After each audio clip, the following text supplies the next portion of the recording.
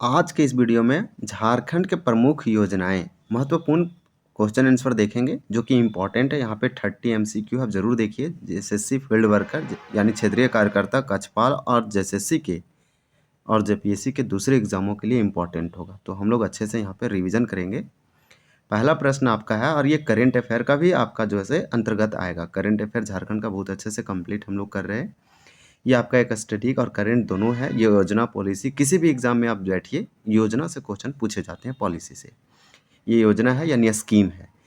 झारखंड मुख्यमंत्री मैया समान योजना 2024 के अंतर्गत मुख्य रूप से कमजोर महिलाओं को सशक्त बनाने हेतु वर्तमान में प्रति माह कितनी वित्तीय सहायता प्रदान की जाती है।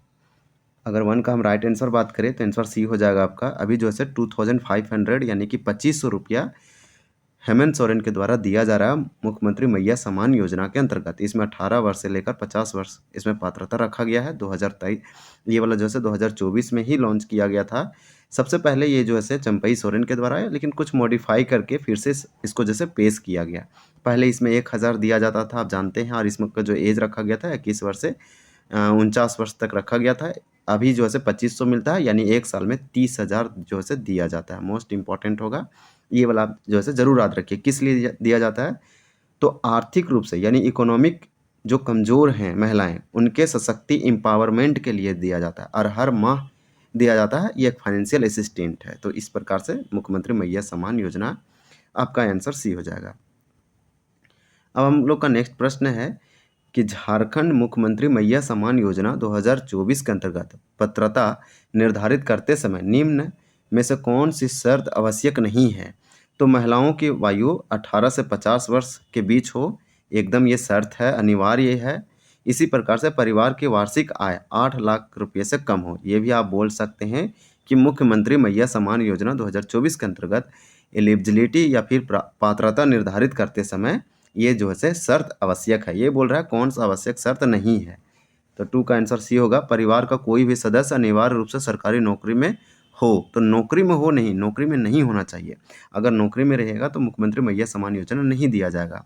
14,000 करोड़ के आसपास जो है इसमें सरकार बजट का प्रावधान करता है। इसलिए झारखंड का मैक्सिमम बजट का पैसा जो जा रहा है वो सामाजिक कल्याण, सोशल वेलफेयर में जा रहा है। और इसमें कम से कम 50 लाख से ज़्यादा महिलाओं को यहाँ पे बेनिफिट मिल रहा है। हालांकि कुछ जो ऐसे हैं जो अपने पढ़ाई में, अपने विकास में और अपने जो है इन्वेस्टमेंट या बिजनेस या कुछ छोटे मोटे आप बोल सकते हैं उद्यम चालू करने के लिए प्रतिबद्ध होते हैं। लेकिन वहीं कुछ जो है जिसके पास अच्छे से शिक्षा और कौशल नहीं मिल पाया तो वो पैसों का अच्छे से उपयोग नहीं कर पाते हैं।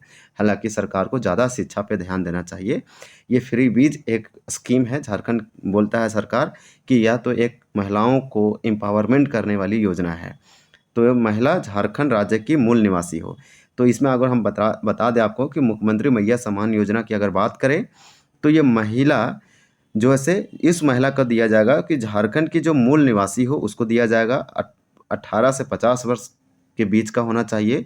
8 लाख रुपये से उसका परिवार का वार्षिक आय कम होना चाहिए। तो ये तीनों है, लेकिन ये वाला गलत है क्योंकि सरकारी नौकरी में हो तब दिया जाएगा। एकदम गलत है। आपका यहाँ पे सी हो जाएगा।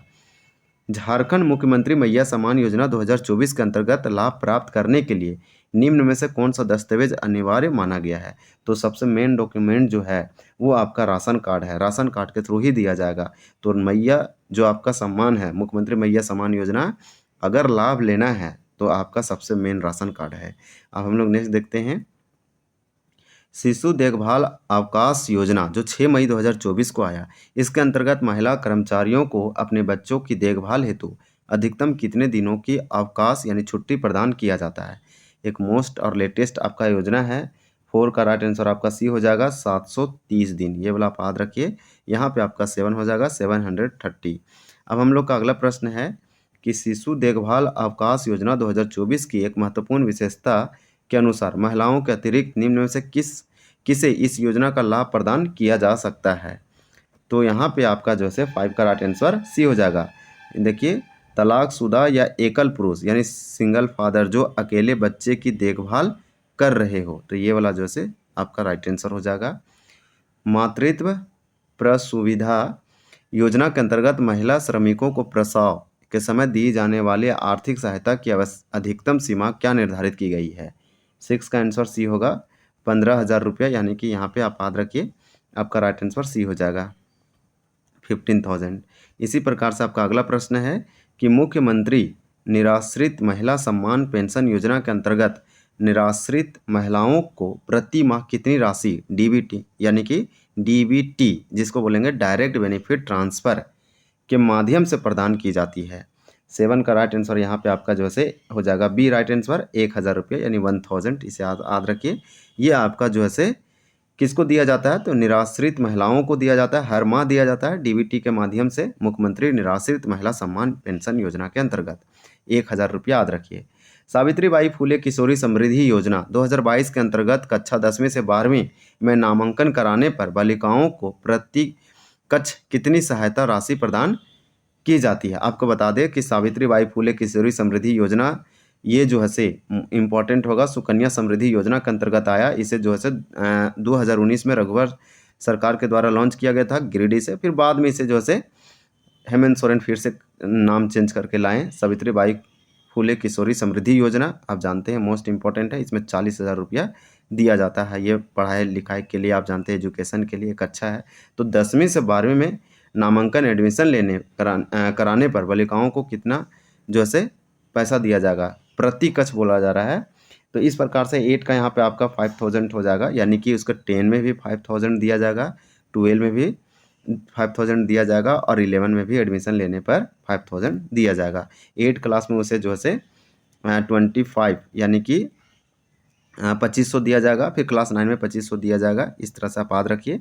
अब आपका देखिए नेक्स्ट है सावित्रीबाई फुले किशोरी समृद्धि योजना के तहत जब किशोरियों की आयु 18 वर्ष पूर्ण हो जाती है तो उसे कितनी एकमुश्त वित्तीय सहायता राशि प्रदान की जाती है। तो अगर वो 18 साल का हो गया तो एक ही बार में सावित्रीबाई फुले किशोरी समृद्धि योजना के अंतर्गत जो से एकमुश्त राशि जो दिया जाता है वो आपका 20,000 रुपया है। तो यहाँ पे आपका जो है सी हो जाएगा 20,000 याद रखिए। तो कैसे कैसे दिया जाता है, टोटल 40,000। आप अच्छे से ये चीज़ याद रखिए। अब चलिए नेक्स्ट देखते हैं। आपका यहाँ पे देखिए क्वेश्चन है कि सावित्रीबाई फुले किशोरी समृद्धि योजना को झारखंड सरकार द्वारा पूर्व की किस योजना के स्थान पर नाम परिवर्तित करके लागू किया गया। 10 का राइट आंसर यहाँ पे आपका क्या हो जाएगा तो बी हो जाएगा मुख्यमंत्री सुकन्या योजना। मुख्यमंत्री सुकन्या योजना रघुवर दास के द्वारा शुरू किया गया था। इसमें 40,000 रुपया दिया जाता है। इसी प्रकार से हेमंत सोरेन ने इसको नाम चेंज कर दिया सावित्रीबाई फुले किशोरी समृद्धि योजना। ये झारखंड सरकार की मुख्यमंत्री सुकन्या योजना का चेंज नाम है, परिवर्तित नाम है। इसी प्रकार से अगला प्रश्न है कि समर का फुल फॉर्म होता है और समर का फुल फॉर्म ये है कि strategic action for elevation of मल न्यूट्रिशन एंड एनीमिया रिडक्शन अभियान का मुख्य उद्देश्य क्या निर्धारित किया गया है। तो आप इसका फुल फॉर्म जरूर याद रखिएगा। एस से स्ट्रेटेजिक हो जाएगा, ए से एक्शन, मतलब कि हम लोग को क्या करना है। इस योजना से आप फुल फॉर्म आसानी से याद रख सकते हैं और इसका मतलब भी समझ में आ जाएगा। यहाँ रिडक्शन करना है मतलब कमी करना है, क्या एनीमिया को कमी करना है और मल न्यूट्रिशन मतलब कुपोषण और एनीमिया जैसे बीमारी के एलिवेट करना, मतलब कि यहाँ से उन्मूलन करना है। इसीलिए हम लोग को एक अच्छे से तरीकेबंद एक्शन लेना है, इसलिए इसका नाम पड़ा समर यानी strategic action for elevation of मल न्यूट्रिशन एंड एनीमिया रिडक्शन अभियान का मुख्य उद्देश्य निर्धारित किया गया है। 11 का राइट अगर बात करें तो बी हो जाएगा महिलाओं और बच्चों में कुपोषण और एनीमिया की समस्याओं को कम करना। ये हेमंत सोरेन के द्वारा लॉन्च किया गया था। आपका राइट आंसर बी होगा। बहुत अच्छे से याद रखिए। देखिए एनीमिया एक डिजीज़ है जो आयरन की कमी से होता है, महिलाओं में बहुत ज़्यादा देखा जाता है। और आप जानते हैं कि महिलाओं में और बच्चों में कुपोषण मल न्यूट्रिशन जैसा बीमारी है, क्योंकि आप जानते हैं कि खाना पीना की कमी, हेल्थ का जो है अच्छे से प्रॉपर ध्यान ना रखना, हाइजीन की कमी। देखिए समर यानी कि समर अभियान के तहत झारखंड सरकार द्वारा किस क्षेत्र को विशेष लक्ष्य क्षेत्र यानी स्पेशल टारगेट एरिया मुख्य रूप से चुना गया है। अगर हम 12 की बात करें तो ये आपका रांची हो जाएगा, रांची कैपिटल है, ये आप याद रखिए। फिर प्रश्न है कि राष्ट्रीय शहरी आजीविका मिशन के अंतर्गत झारखंड में शहरी महिलाओं के सशक्तिकरण हेतु कुल कितनी महिलाओं को स्वयं सहायता समूहों से जोड़ने का लक्ष्य रखा गया है। तो यहाँ पे आपका जो है स्वयं सहायता समूह है।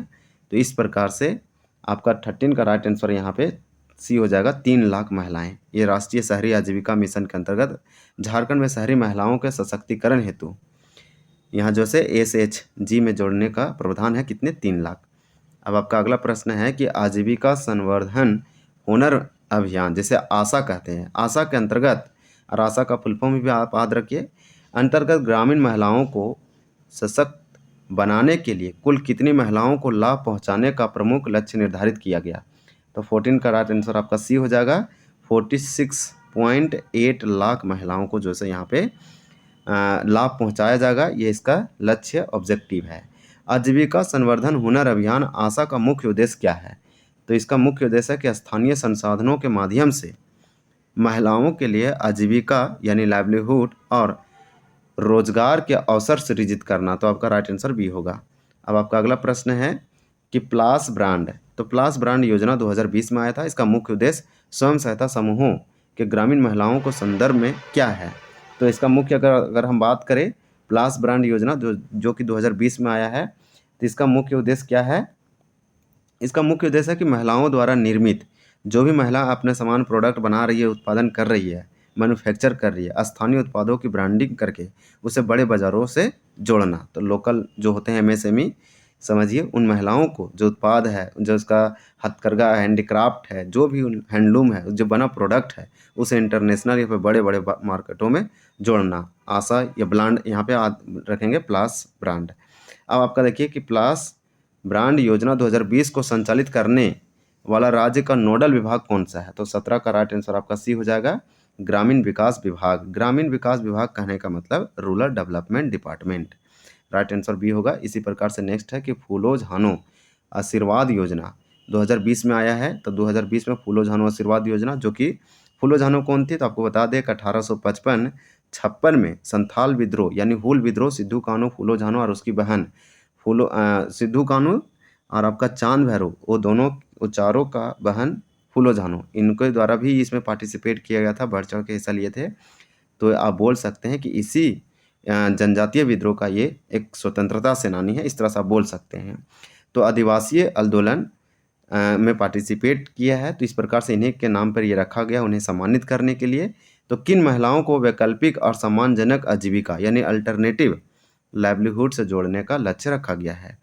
तो यहाँ पे 18 का राइट आंसर आपका बी हो जाएगा, हड़िया दारू के निर्माण एवं बिक्री के कार्य में संलग्न महिलाओं को। मोस्ट इम्पॉर्टेंट है और जानते हैं ये वाला क्वेश्चन पीवाईक्यू है, कई बार पूछा है, एक बार नहीं कई बार पूछा। फूलो झानो आशीर्वाद योजना हड़िया दारू के निर्माण या बिक्री में जो महिलाएं काम कर रही है उसको उससे हटा के एक अल्टरनेटिव लाइवलीहुड सम्मानजनक और वैकल्पिक आजीविका प्रदान करना है, ताकि वो भी समाज में सम्मानित नज़र से जी सके।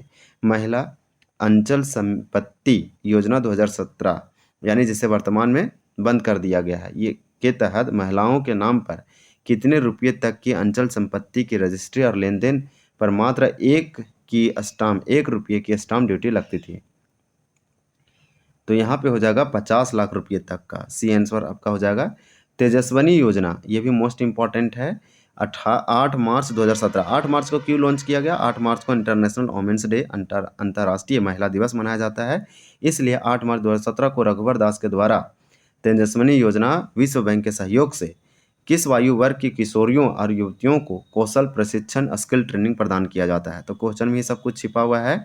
सबसे पहले तेजस्विनी योजना किनके लिए है? तो कम छोटे छोटे बच्चे, किशोरियों और युवतियों के ट्रेनिंग से संबंधित है, स्किल से, प्रशिक्षण से। 8 मार्च 2017 को लॉन्च किया गया था। इसमें जो एज रखा गया था वो 14 वर्ष से 25 वर्ष तक। तो आपका राइट आंसर यहाँ पे बी हो जाएगा। आप याद रखिएगा 14 वर्ष से 25 यानी 14 से 25।